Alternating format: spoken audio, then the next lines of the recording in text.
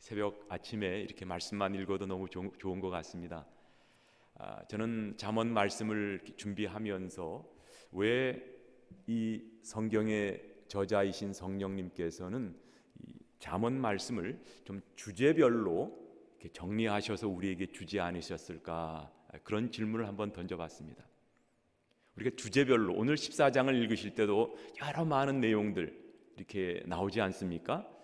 우리 성령 하나님께서 우리들을 사랑하시고 또 우리를 좀 더 잘 말씀을 이해하게 하신다면 이렇게 주제별로 어떤 때는 말에 대해서, 재물에 대해서, 또 관계에 대해서 이렇게 편집해 주지 않으시고 이렇게 여러 가지 내용들을 한 장에 넣으셨을까, 그런 질문을 했습니다. 저는 그런 질문을 던지고 생각하다 보니까 지난번에도 우리 오 목사님이나 우리 이대선 목사님 말씀하셨습니다만 이 잠언이 31장까지 있어서 매일 한 장씩 이렇게 읽으면 한 달에 한 번씩 성경을 잠언을 읽을 수 있다, 이렇게 말씀해 주셨는데, 우리가 하루를 지날 때에도 여러 가지 많은 일을 우리가 당하지요. 오늘 우리가 일어날 일도 우리가 어떤 문제를 만날지 우리는 알 수 없는 그런 가운데 하나님께서 한 장씩 한 장씩 읽어가면서 혹여나 오늘 우리가 당할 문제, 어떤 그런 사건, 그런 것에 대해서 오늘 읽은 그 말씀을 바로 내 삶에 적용하게 하시기 위해서 여러 가지 많은 내용을 한 장에 담아놓지 않으셨나.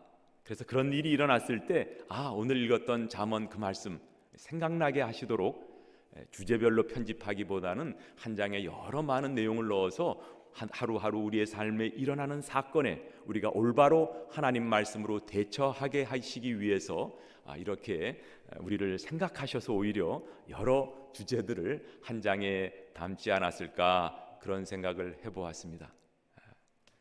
여러분들이 동의 안 하셔도 괜찮습니다. 저는 그런 생각을 했는데, 생각해보면 이 성경책도 우리가 좀 더 이해하기 쉽다면 신학교에서 배우는 조직신학의 목차처럼 성경을 편집해 놓으면 더 쉽게 우리가 이해할 수 있지 않겠습니까? 그렇지만 성경이 그렇게 하지 않은 것처럼 우리 하나님께서도 우리 잠언 한 장 한 장에 여러 가지 주제를 넣으신 것은 우리를 향한 특별한 계획과 또 목적이 있다고 저는 생각을 합니다. 여러분, 사자성어 중에서 촌철살인, 이런 말씀을 들어보셨습니까? 어떤 뜻이죠? 우리 나경현 자매님 국어 공부를 잘하신 걸로 알고 있는데 우리 촌철살인 그러면 작은 막대기로 사람을 죽일 수 있다. 큰 것 갖고 사람을 죽이는 것이 아니라 작은 막대기로 사람을 죽일 수 있다라는 이런 고사에 나온 것입니다만은 그 말씀 자체는 이해하다시피 작은 말 한마디, 그러니까 짧은 말 한마디로 전곡을 찔러서 모든 상황, 모든 사건을 표현할 수 있는 그런 단어로 촌철살인이라는 말을 씁니다. 얼마 전에 우리 한국에서도 우리 청와대에 공개적으로 조선시대와 같이 상소문 시무 7조를 써서 장안의 화제를 일으킨 적이 있습니다. 어떤 유튜버들은 우리 한국 역사상에 이렇게 글 잘 쓰는 사람을 못 봤다, 이렇게 이야기를 하고, 또 어떤 사람들은 거기에 대해서 반론도 제기하면서 굉장히 한국에 좀 시끄러웠던 적이 있었던 것 같습니다.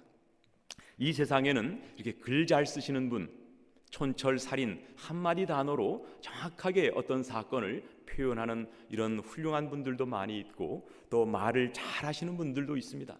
말 한마디에 많은 사람들을 감동시키고 또 움직이게 하는 이런 힘을 가진 사람들도 있습니다. 그렇지만 그런 모든 것들은 어찌 보면 세상의 지혜라고 생각을 합니다.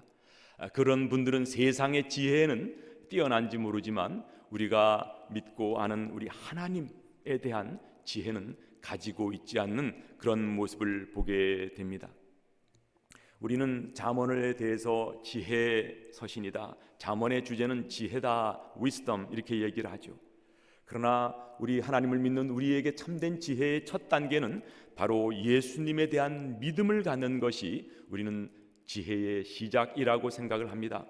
디모데후서 3장 15절 보면, 또 어려서부터 성경을 알았나니 성경은 능히 너로 하여금 그리스도 예수 안에 있는 믿음으로 말미암아 구원에 이르는 지혜가 있게 하느니라. 성경 말씀, 즉 예수 그리스도를 믿는 것, 예수 그리스도를 믿어 구원받는 것이 참된 지혜라고 오늘 디모데후서 3장은 말씀하십니다. 그리고 성경에서는 바로 예수님 그 자신이 지혜라고 골로새서 2장 3절에 말씀하십니다. 그 안에는 지혜와 지식의 모든 보화가 감추어져 있느니라. 그라는 것은 바로 그 2절에 보면 그리스도에 대한 설명이 있는데, 바로 그리스도 안에 지혜와 지식의 모든 보화가 감추어져 있다. 바로 예수님 자신이 지혜의 근본이시라는 말씀입니다. 오늘 우리가 읽은 말씀, 이 잠언서도 보면 1장부터 9장까지는 이미 우리가 다 배웠습니다마는 지혜와 어리석음을 의인화해서 우리에게 가르치는 이런 강화식 설교의 내용이라면, 우리 10장부터 15장까지는 지혜자의 삶, 그리고 우매자, 어리석은 자의 삶을 대조하고 비교하는 이런 내용을 담고 있는 것이 오늘 본문의 내용이기도 합니다. 오늘 본문에 보면 1절에 지혜로운 여인은 자기 집을 세우되 미련한 여인은 자기 손으로 그것을 허느니라 라고 지혜로운 사람, 지혜에 대한 말씀으로 오늘 14장은 시작을 합니다.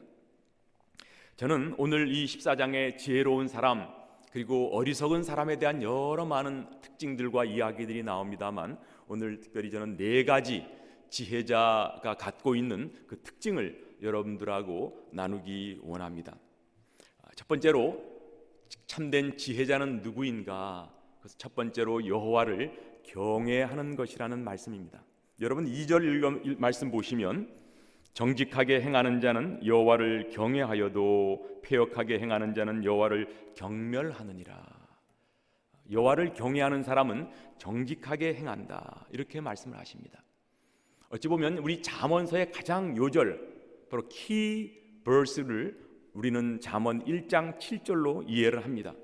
여호와를 경외하는 것이 지식의 근본이거늘 혹은 시작이거늘, 이렇게 해석이 되는 말씀이 잠언 1장 7절인데, 여호와를 경외하는 것, 그것이 우리 모든 지식, 우리가 갖는 모든 지혜의 시작이요 가장 중요한 파운데이션이다, 이렇게 말씀을 합니다. 여호와를 경외한다는 것이 무엇일까요? Fear of God, 하나님을 경외한다. 그것은 다른 무엇보다도 먼저 하나님을 존중하고 또 하나님의 말씀에 순종하며 그 하나님의 이름의 영광을 돌려드리는 것, 그것이 여호와를 경외하는 것의 의미라고 생각을 합니다. 그 반대는 오늘에도 나옵니다만, 하나님 그 여호와를 경멸하고 불순종하며 자기 뜻대로 살아가는 것, 그것이 바로 반대되는, 여호와를 경외하는 반대되는 의미라고 생각을 합니다.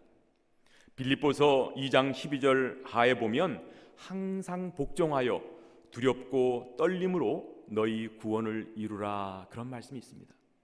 항상 복종하여 두렵고 떨림으로, 누구를 두려워하라는 걸까요? 우리 하나님을 두려워하고 떨림으로 매일매일 우리의 구원을 이루어가라. 이것은 구원받은 우리 모든 크리스찬들에게 주시는 성화의 모습이라고 생각을 합니다. 매일매일 우리의 삶 가운데 두렵고 떨림으로 우리의 구원을, 우리의 성화를 이루어 가라는 말씀. 잠언서에 보면 이런 여호와 경외라는 말이 모두 18번 나오는데, 오늘 14장에 3번 이런 여호와 경외라는 단어가 나옵니다. 그래서 2절 말씀에도 이런 여호와를 경외하는 사람의 모습이 바로 정직하게 행하는 자가 여호와를 경외하는 사람이다. 정직하게 행한다. 그것은 다른 말로 한다면 우리의 행실, 우리의 라이프 스타일, 우리의 생활 방식 자체를 보면 이 사람이 하나님을 경외하는 사람인가 아닌가를 우리는 알 수 있게 된다는 것입니다. 하나님의 말씀을 조차 올바른 길로 걸어가는 사람, 그리고 자신이 눈에 보이는 좋은 대로 자기 만족을 위해 살아가는 이런 사람 간의 차이를 우리는 그 삶의 행실로, 그의 라이프 스타일로 보면 우리는 알 수 있다는 것입니다. 하나님을 경외하는 그런 모습은 인간관계, 내가 어떤 사람을 대하는 그런 태도를 보면, 아, 저 사람이 참으로 하나님을 경외하는 사람이구나 혹은 아니구나 라는 우리는 생각을 할 수 있게 된다는 것입니다. 그래서 하나님을, 여호와를 경외하는 사람의 모습은 행실을 보면 우리가 알 수 있다. 그것이 오늘 2절의 말씀이라고 생각을 합니다. 두 번째 여호와를 경외한다는 말씀이 26절에 나옵니다. 26절 같이 한번 읽어볼까요? 시작. 여호와를 경외하는 자에게는 견고한 의뢰가 있나니 그 자녀들에게 피난처가 있으리라. 이걸 세번역으로 보면 주님을 경외하면 강한 믿음이 생긴다, 이렇게 기록이 되어져 있습니다. 여호와를 경외하는 자에게는 견고한 의뢰가 있다, 혹은 주님을 경외하면 강한 믿음이 생긴다. 견고한 요새 혹은 피난처를 가진 사람같이 요동하지 않고 흔들리지 않고 안전한 것처럼 어떤 환경에도 우리 여호와를 경외하는 자에게는 참으로 이런 안전함이 있다라는 말씀으로 26절은 우리에게 말씀하고 계십니다.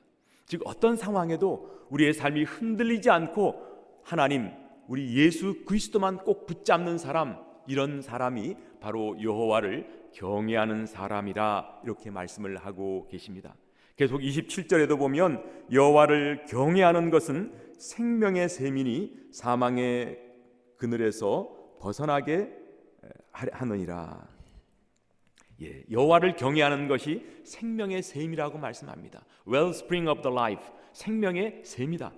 세번역으로도 이 말씀이 보면 우리 똑같은 말씀으로 되어 있습니다만, 여호와를 정말 두려워하고 경외하는 사람, 그 사람은 생명의 셈과 같다, 이렇게 말씀을 합니다.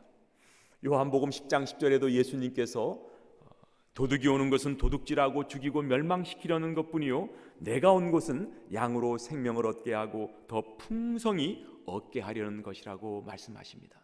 생명 되신 예수님께서 이 땅에 오신 것은 우리로 하여금 이런 생명을 더 풍성히 얻게 하시기 위해서 오셨다고 말씀하고 계십니다. 즉 여호와를 경외하는 사람, 우리 하나님만을 온전히 믿고 의지하는 사람은 생명의 셈이 그 삶 가운데 넘쳐나게 된다는 말씀입니다. 오늘 참된 지혜자의 특징이 여호와를 경외하는 것, 그 말씀을 정리하자면 참된 지혜자는 일단 그 살아가는 모습을 보면 이 사람이 참으로 여호와를 경외하는 사람인가 여부를 알 수가 있고, 어떤 환경에도 흔들리지 않고 주님만을 바라보며 그 말씀을 따라 순종하며 살아가는 사람, 바로 그런 사람이 여호와를 경외하는 자이고, 이런 사람에게 생명의 풍성한 생명으로 더해 주시고 약속해 주신다라는 말씀입니다. 여호와를 경외하는 자, 저는 어찌 보면 바로 우리의 삶의 우선순위의 문제라고 저는 생각을 합니다. 저도 그렇습니다만 아침에 우리는 바로 일어나자마자 어떤 일을 하십니까? 저도 아침에 일어나면 말씀을 좀 보내기도 합니다만, 말씀을 읽고 나면 이메일 체크나 우리가 지난 간밤에 한국에 무슨 뉴스가 있나 이런 것을 들춰보는 경우가 간혹 있었습니다. 매일은 아니었지만 그런 모습을 보면서 하루의 처음 시작을 이렇게 하나님 말씀을 먼저 보고 하나님 말씀을 먼저 들어야 될 터인데, 세상의 뉴스나 세상의 것에 우리의 우선순위가 혹여 이렇게 바뀌어져 있지는 않은가, 그런 생각을 해보았습니다. 참된 지혜자의 특징은 우리 하나님을 경외하여 하나님을 가장 먼저 자리에 두는 것이라고 생각을 합니다. 그래서 저도 이렇게 살다 보면 이렇게 가장 먼저 무엇을 하는가, 어떤 때는 성경책 위에 뭐가 이렇게 올려가 있으면 그게 왜 올려가 있어, 이렇게 생각을 하면서 성경책 위에는 아무것도 올려놓고 싶지 않은 그런 마음이 있습니다. 그 다음 제가 설명하고자 하는 것은 이렇게 여호와를 경외하는 사람들이 어떤 삶을 살아가는가 의 모습을 세 가지로 나누기 원합니다. 두 번째 지혜자의 모습 특징은 16절 말씀 같이 한번 읽어보겠습니다. 16절 시작. 지혜로운 자는 두려워하여 악을 떠나나 어리석은 자는 방자하여 스스로 믿느니라.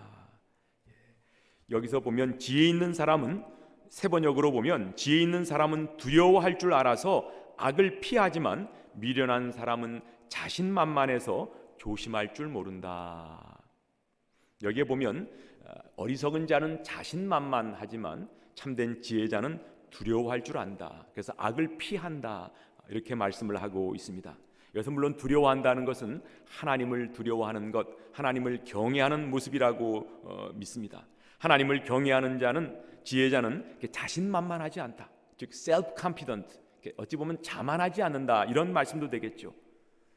하나님을 경외하는 참된 지혜자는 자만하지 않는다.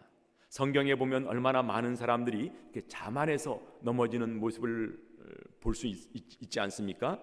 여호수아 7장에도 보면 아이성을 공격하러 갔던 이스라엘 백성들이 우리 백성이 다 올라갈 필요가 없습니다. 한 2-3천 명만 올라가면 됩니다 하고 올라갔다가 결국은 대패를 하고 참으로 여러 가지 어려운 시간을 보낸 것을 봅니다. 즉 아간의 범죄함 때문에 이런 아이성의 패배를 맛보았죠. 그들이 한 번의 승리 이후에 자만해서 자신만만하다가 이런 패배를 맛보았습니다. 그 후에 삼손도 그렇지 않습니까? 자신의 힘을 믿고 자신만만하다가 결국은 죄된 그 음성에 빠져서 눈이 빠지고 그리고 감옥에서 맷돌을 돌리면서 살아가는 그런 모습을 우리는 사사기에서 만나볼 수 있습니다. 베드로는 어떠합니까? 수제자로서 예수님의 가장 촉망받는 그런 베드로의 모습이었지만 내가 다른 사람은 다 주님을 버릴지라도 나는 버리지 않겠습니다. 이렇게 자신만만하다가 3번씩이나 예수님을 저주하고 부인하는 그런 모습을 우리는 성경에서 발견합니다. 고린도전서 10장 12절 그런즉 선줄로 생각하는 자는 넘어질까 조심하라. 우리의 신앙 가운데서도 하나님이 나와 함께 하시고 동행하시고 늘 나를 지켜주신다는 이런 생각과 달게 어떤 때 너무 자신만만하거나 또 나 자신의 어떤 경험, 지식, 나 자신의 어떤 그 능력을 믿고 너무 자만하다 보면 이렇게 우매자의 삶의 모습으로 빠질 수 있다는 말씀입니다. 그러면서 참된 지혜 있는 사람은 두려워할 줄 알아 악을 피한다.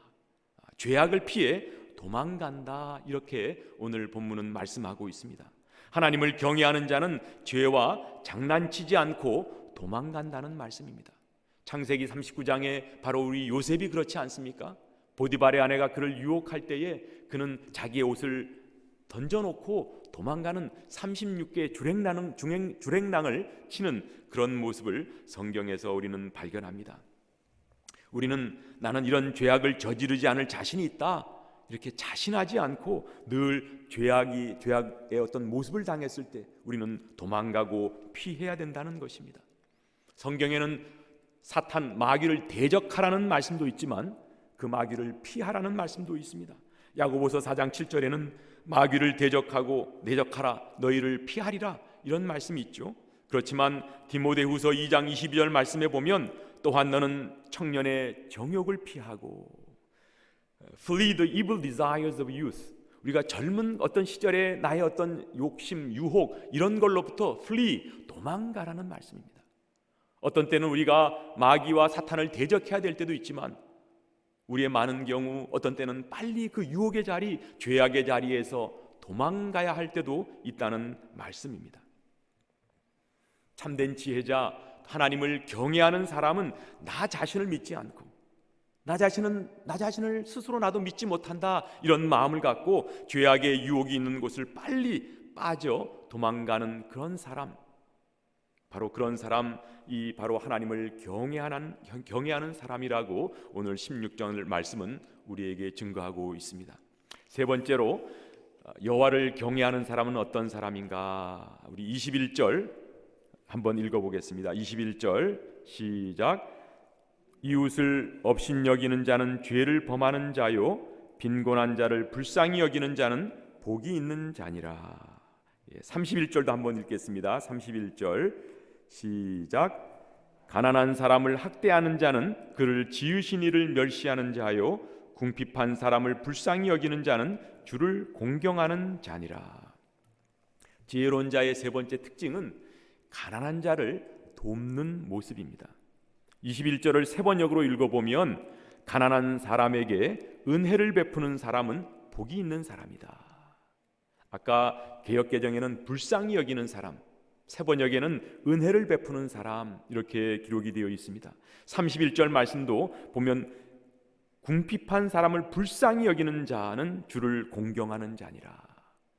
하나님을 공경하고 경외하는 사람의 특징은 불쌍한 사람, 가난한 사람을 불쌍히 여기고 그런 사람에게 은혜를 베푸는 사람이라고 기록을 하고 있습니다. 우리가 이런 가난한 자에게 은혜를 베푼다는 것은 우리 둘레에 어려운 가난하고 힘든 사람들, 그런 사람들을 돕고 또 배고픈 자를 먹이고 고난과 죽음의 공포에 빠져 있는 자들을 건져내주는 이런 역할이라고 믿습니다. 가난하고 억압받는 이웃을 돌아보고 보살펴주는 사람, 그 사람이 바로 여호와를 경외하는 사람의 모습입니다. 지난 주일날 이렇게 침례받는 한 자매의 간증을 들으면서 저는 너무 자랑스럽고 뿌듯했습니다. 그 한 자매가, VIP 자매가 우리 교회에 왔을 때 얼마나 많은 사람들이, 목장과 또 이렇게 아는 분들이 그 소식을 듣고 나를 도와주었다, 이런 이야기를 이렇게 듣는 것을 듣고 난 다음에 참 제 마음이 감사했었습니다. 도움이 필요한 사람, 우리 둘레에 참 힘들고 어려운 사람들이 있을 때에 남의 일 같이 생각하지 않고 내가 발벗고 나서서 그런 일을 감당하는 것, 이것이 바로 여호와를 경외하는 자의 모습이라고 믿습니다. 성경 곳곳에 이렇게 가난한 자, 우리 예수님도 그러십니다만 고아와 과부를 관심 갖고 돌보는 이런 모습을 성경에 많이 발견할 수 있지 않습니까? 룻기에 나오는 보아스의 모습도 그렇지 않습니까? 이렇게 어려운 사람, 힘들고 가난한 사람을 보면 그에게 활수하게 베푸는 이런 모습. 잠언 19장 17절에도 보면 가난한 자를 불쌍히 여기는 것은 여호와께 어떻게 해드리는 것이라고요? 돈을 꾸어드리는 것과 같다. 우리가 우리 하나님께 어떻게 돈을 꾸어드릴 수가 있겠습니까? 그런데 하나님께 돈을 꾸어드리기 원하신다면 가난한 자를 불쌍히 여기고 그들에게 은혜를 베푸는 것, 그것이 바로 우리 하나님께 꾸어드리는 것이라고 말씀을 합니다. 그의 선행을 그에게 갚아주시리라. 요한일서 3장 18절, 자녀들아 우리가 말과 혀로만 사랑하지 말고 행함과 진실함으로 하자. 우리 하나님의 사랑, 하나님의 은혜를 먼저 받은 우리가 해야 할 가장 중요한 일, 하나님을 경외하고 지혜로운 자의 그런 모습은 우리 둘레에 어려운 자, 도움이 필요한 자에게 발벗고 나서서 우리가 행함과 진실함으로 나아가는 것이라고 믿습니다. 우리 코로나 바이러스 기간 중에 참 이렇게 어려운 사람을 돌아보는 것, 이것도 우리 크리스찬이 해야 할 가장 중요한 일 중에 하나라고 생각을 합니다. 이런 상황 가운데서도 내가 할 수 있는 일이 무엇인가? 혹여나 나의 전화가 필요한 사람이 없는가? 혹은 신방이 필요한 사람이 없는가?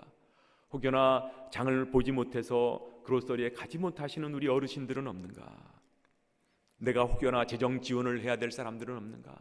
이런 것을 돌아보는 우리가 되었으면 좋겠습니다.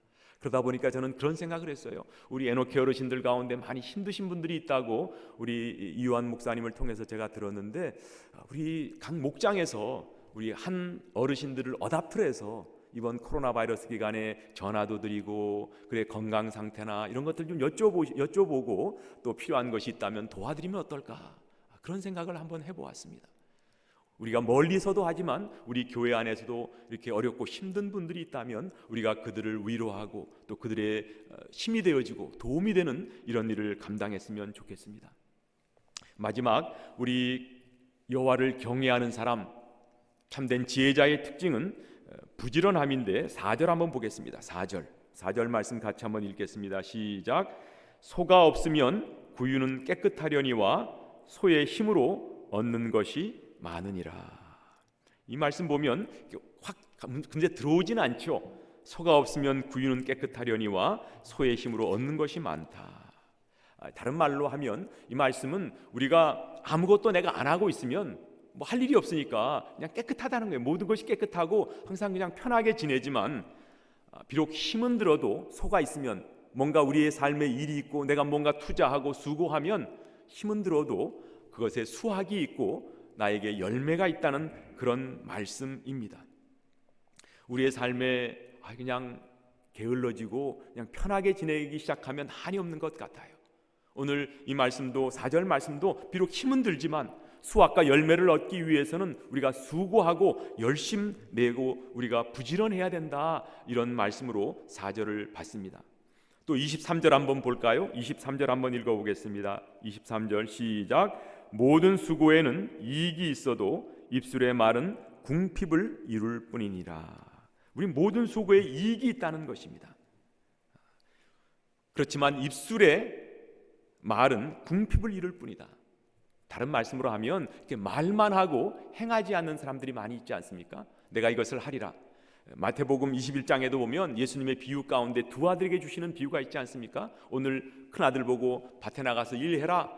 예, 하겠습니다 해놓고서는 일하러 가지 않고, 그렇지만 둘째는 일하러 가라 됐을 때 나 싫습니다 그래 놓고선 그 후에 다시 갔던 둘째 아들의 모습, 둘 중에 누가 부모의 말에 순종했다고 생각하느냐, 이제 그런 질문을 예수님께서 하셨는데, 우리도 우리의 삶을 돌아다 보면 이것을 내가 해야지, 또는 우리가 어떤 것에 대해서 우리가 이것은 해야 되겠다 말은 해놓고서도 우리가 행하지 않을 때가 얼마나 많이 있습니까? 많은 경우 그것은 우리의 게으름, 나태함 때문에 그렇다고 생각을 합니다. 잠언 12장 24절 부지런한 자의 손은 사람을 다스리게 되어도, 또 잠언 10장 4절에도 보면 손이 부지런한 자는 부하게 되느니라. 손이 부지런하고 이렇게 게으르지 않고 열심히 사는 사람은 부하게 되어지고 사람을 다스린다, 이렇게 기록을 하고 있습니다. 성경에도 보면 여러 많은 인물들의 이런 부지런한 모습들을 발견하지 않습니까? 아까 말씀드린 요셉은 어떠합니까? 요셉이 비록 종으로 팔려갔지만 그 보디발의 집에서 얼마나 충성스럽게 일을 감당했으면 그를 가정 총무로 삼고 모든 그의 주인의 소유를 요셉에게 위탁하는 이런 모습을 성경에서 발견합니다. 다윗은 어떠합니까? 다윗도 자기에게 맡겨진 양 한 마리를 잃지 않기 위해서 매일매일 부지런하게 목동으로 살아가는 그런 모습, 그래서 결국은 하나님께서 이스라엘을 다스리는 왕으로 우리 다윗을 세우시는 모습을 보게 되어집니다. 또 여호수아도 모세를 돕는 자로 충실하게 이렇게 살 때 결국은 모세의 후계자가 되어서 가나안 땅을 정복하는 이런 모습 저는 보게 되어집니다. 저는 우리 교회 우리 담임 목사님 지난 21년간 우리 오인균 목사님 사역을 하셨는데, 저는 여러 다른 좋은 특징들이 있지만 정말 본받아야 될 특징은 전 부지런함이라고 생각을 합니다. 우리 별로 수긍을 안 하시는 것 같습니다. 예. 우리 오 목사님이, 제가 옆에서, 여러분들은 잘 모르실지 모르지만 제가 이렇게 많은 시간 오 목사님과 시간을 같이 하다 보면 어디를 가셔서도 가만히 계시질 않습니다. 무언가 일을 찾아서 하시고 부지런하게 손을 놀리는 모습을 보면서 저의 게으른 모습을 이렇게 돌아보며 회개한 적이 많이 있습니다. 부지런한 것, 부지런한 자를 하나님께서는 이렇게 기뻐하시고 그들을 통해서 이런 소출과 열매를 맺는다는 말씀입니다. 로마서 12장 11절 같이 한번 읽어보겠습니다. 시작. 부지런하여 게으르지 말고 열심을 품고 주를 섬기라. 우리에게 맡겨진 일이 무엇이든 꼭 교회 일만이 우리의 일은 아닙니다. 가정 일이든 비즈니스 일이든 우리에게 주어진 일을 게으르지 않고 충성스럽게 그 일을 감당할 수 있기를 원합니다. 우리 새해 이제 새 회계년도에 들어와서 사역부서나 또 여러 어떤 지도자로서 일을 맡으신 분들, 우리가 내게 맡겨진 일이 어떤 일이든 간에 우리가 부지런하게 또 충성스럽게 그 일을 감당하는 것이 중요하다고 생각을 합니다. 특별히 이런 코로나 바이러스 기간에 우리가 조금 잘못하면 우리의 신앙의 모습, 우리의 삶의 모습이 게으르고 나태해지기가 쉬운 것 같아요. 좀 시간이 많아지다 보면 예능 프로그램이나 유튜브를 이렇게 보는 시간이 점점 많아지는 이런 모습들이 있는데, 좀 하루 시간 계획표를 잘 짜서 하루하루 생활을 충실하게 또 부지런하게 사는 저와 우리 모두가 되실 수 있기를 예수님 이름으로 축복합니다. 오늘 말씀을 정리하기 원합니다. 여러분, 신앙에 있어서 가장 중요한 것이 뭐라고 생각하십니까? 크리스찬의 삶의 덕목 가운데 가장 중요한 것이 뭐라고 생각하십니까? 여러 가지 이야기를 하실 수 있겠습니다만 저는 신앙생활에 가장 중요한 것은 관계라고 생각을 합니다.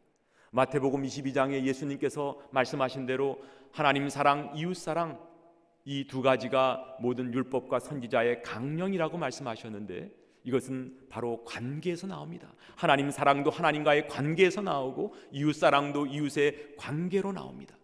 우리가 참된 지혜자가 되기 위해서는 하나님과의 관계에서 늘 여호와를 경외하는 삶의 모습 살아갈 때 우리 하나님의 사랑이 우리에게 부어져서 그 사랑을 우리 이웃에게 전하는 이웃 관계가 올바로 되어질 수 있다는 말씀입니다. 오늘 말씀을 정리하면 여호와를 경외하는 것, 그것이 지혜자의 특징, 하나님과의 관계 가운데 우리의 삶의 우선순위, 나의 아침 일어나서 가장 먼저 하는 것이 무엇인가, 내가 가장 먼저 생각하는 것이 무엇인가를 돌아보며 우리 하나님을 경외하는 것, 이렇게 하나님을 경외하는 자에게는 바로 오늘 말씀처럼 부지런하고 가난한 자를 돕고 그리고 죄에 대해서는 도망하는 것, 그것을 이렇게 한마디로 따져보면 경부가도 이렇게 되겠습니다. 경부가도 하니까 뭐가 생각이 나죠? 옛날에 경부고속도로가 생기기 전에는 그걸 경부가도라고 했습니다. 서울에서 부산까지 가는 도로, 경부가도. 하나님을 경외하는 자는 부지런하고 가난한 자를 돕고 죄에서 도망가는 사람, 이런 사람이 여호와를 경외하는 사람이다. 이런 사람은 경부가도가 뻥 뚫린 것처럼 우리의 삶이 풍성한 생명의 삶을 살아갈 수 있다. 다 같이 한번 해보십시다. 경부가도 갑시다. 경부가도 갑시다. 하나님 경외하고, 이런 경외하는 자가 부지런하며 가난한 자를 돕고 죄악에서 도망하는 이런 사람의 삶이 저와 우리의 모두의 삶이 되어지기를 축복합니다. 오늘 말씀을 한 가지 더 적용한다면, 예전에 한 목사님께서 자기 자녀에게 이 잠언서를 하루 한 장씩 읽으면 그 잠언을 31장을 다 마치면 1불씩을 줬다고 그래요. 그래가지고 이 아이가 그 당시에는 1불이 컸었으니까 1불 얻을 재미로 이 잠언서를 늘 읽다 보니까 돈만 벌었을까요? 돈보다도 더 놀라운 하나님 경외하며 하나님의 놀라운 말씀을 그의 삶 가운데 이렇게 배우고 적용할 수 있었다는 그런 이야기를 들었습니다. 그래서 저도 오늘부터 제 손자에게 하루에 1불씩 좀 너무 많고, 이렇게 성경 이 말씀을 다 잠언서 31장을 읽으면, 제가 6살 난 그 손자가 있는데 말씀을 잠언서를 다 읽으면 내가 10불씩 주겠다, 이렇게 해서 이렇게 1년을 지나면 적어도 얼마가 됩니까? 한 120불 정도가 되지 않겠습니까? 그래서 우리 손자에게 그렇게 한번 해야 되겠다. 그리고 저도 요새 보면 물론 성경 통독을 통해서 하루에 4장씩 보고 또 큐티 예레미야서도 봅니다만, 이 잠언 한 장씩을 매일매일 묵상해서 바로 이 경부가도를 좀 달려보고 싶은 마음이 생겼습니다. 그래서 좀 추가해서 매일, 오늘이 며칠입니까? 17일. 그러면 잠언 17장을 오늘 읽기를 시작해서 매일 한 장씩 읽어서 한 달에 한 번 이 잠언서를 끝내서 매번 1년에 12번 이 잠언서를 읽음으로 통해서 하나님 경외하고, 그리고 오늘 경부가도 말씀처럼 지혜로운 사람의 모습으로 살아가기를 다짐했습니다. 여러분들도 그렇게 한번 해보시지 않겠습니까? 아멘 안 하시는 분이 몇 분 계시는 것 같습니다. 감사합니다. 오늘 다시 한번 우리의 삶의 우선순위, 여호와를 경외하고, 그런 경외하는 사람이 부지런하고 가난한 자를 돕고 죄에서 도망가는 이런 삶을 살아 우리 하나님께 영광을 돌리는 남은 우리의 삶이 되시기를 예수님 이름으로 축복합니다. 기도하시겠습니다. 하나님 감사합니다. 오늘 저희를 사랑하여 주셔서 또 이렇게 예배드리게 하시고 잠언 14장을 통해서 말씀 깨우쳐 주시니 감사합니다. 우리가 참으로 지혜로운 자, 여호와를 경외하는 자가 되어져 우리 주님 주시는 생명의 샘으로 풍성한 삶을 누릴 수 있는 우리 모두 될 수 있도록 하나님 도와주시옵소서. 그렇게 하실 주님을 찬양하옵고 예수님 이름으로 기도합니다. 아멘.